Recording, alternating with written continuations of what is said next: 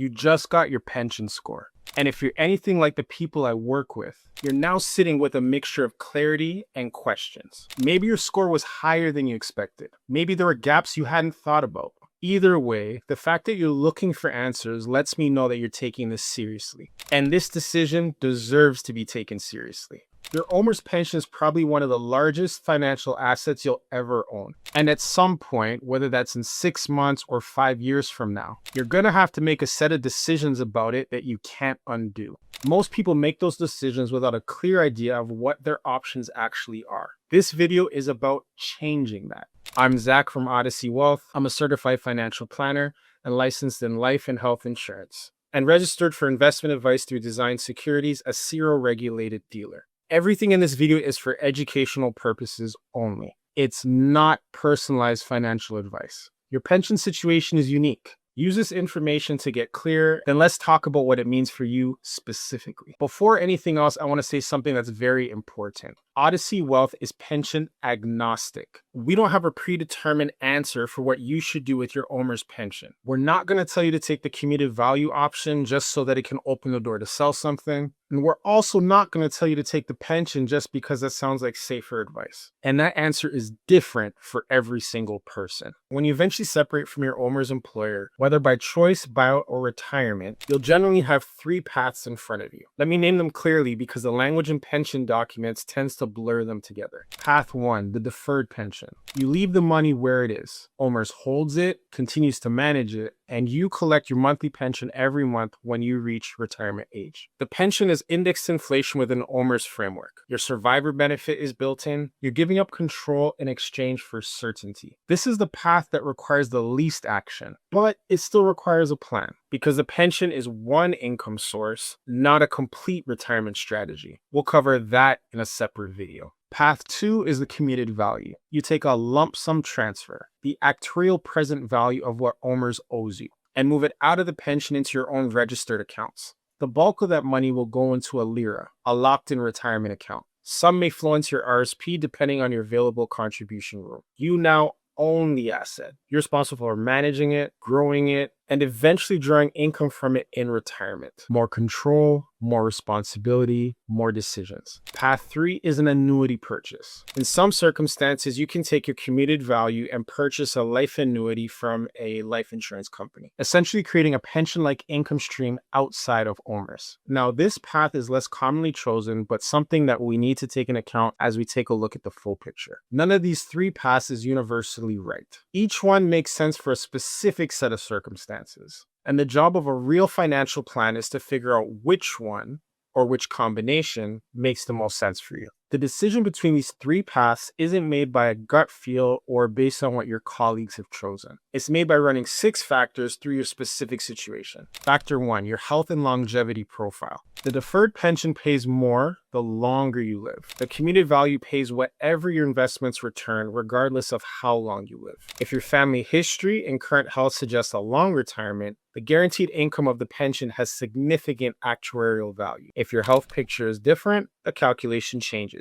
This is a conversation worth having honestly. Factor 2 is the interest rate environment. The commuted value is calculated using interest rate assumptions set by the Canadian Institute of Actuaries. When interest rates are high, commuted values are lower because OMERS liability to you is discounted at a higher rate. When rates are low, commuted values are higher. This matters enormously for the timing of any commuted value decision, and it's a real number that can shift by tens of thousands of dollars based on when you elect. Factor 3 is your other income sources. If you have a spouse with their own pension, significant RRSP and TFSA assets, and CPP and OAS coming, you may have enough guaranteed income floor without needing OMERS pension stream. In that situation, the flexibility of the commuted value may be worth more to your estate and your tax situation than the guaranteed income. If OMERS is your primary retirement income source and you have limited other assets, then the certainty of the pension looks very different. Factor 4, the survivor benefit picture. If you keep the deferred pension,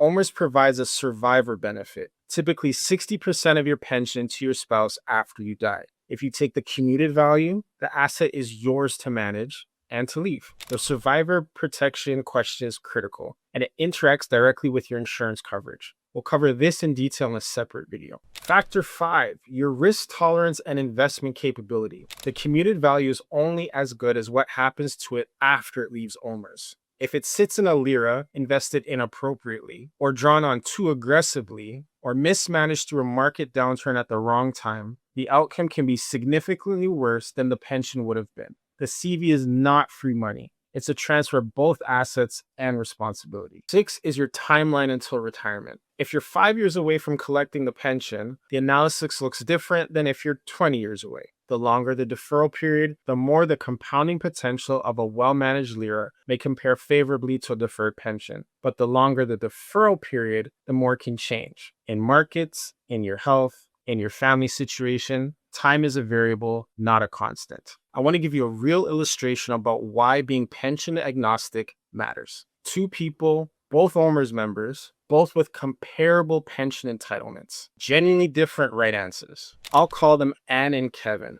Anne is 54, separated, with 2 adult children, owns her own home, has a modest RSP, and no other pension. Her health is good, but her family history suggests she may not have the longest retirement. Her employer just offered a voluntary separation with a commuted value option. When we modeled Anne's situation, the deferred pension was the stronger path. Her income floor was thin without it. Her longevity risk was real, and the survivor benefit protected her kids through her estate more cleanly than a lira would. Anne kept the pension, and that was the right call for Anne. Kevin is 52, married to a spouse who also has a defined benefit pension, has a significant RSP, and both of them have CPP and OAS coming. Kevin's OMERS entitlement is meaningful, but not his only income source. Interest rates at the time of his separation had driven his commuted value significantly higher than expected. When we modeled Kevin's situation, taking the commuted value and moving into a professionally managed lira, combined with an insurance strategy to protect the survivor gap, produced a better lifetime outcome for his household. Kevin took the commuted value, and that was the right call for Kevin. Same pension system, 2 different people, and 2 completely different right answers. That's what the analysis actually looks like. And that's why the first question isn't, should I take the commuted value or pension? The correct question is, what does my full financial picture look like? Here's where I want to leave you after this video. Your pension score showed you where the gaps are. This video showed you the 3 paths and the 6 factors that are really going to drive your decision. The next step is understanding which combination of the 6 factors actually applies to your life. And that's the conversation that we're built to have. If you're ready to sit down with a CFP and have a look at your full picture, your pension, your other assets, your timeline, your family situation, book a complimentary consultation at odysseywealth.ca/prospect intake. We'll tell you honestly what we see. If you're not ready to talk to anyone yet and you want to explore your options on your own first, Odyssey One at odyssey.odysseywealth.ca is a self-directed planning tool built for exactly this situation.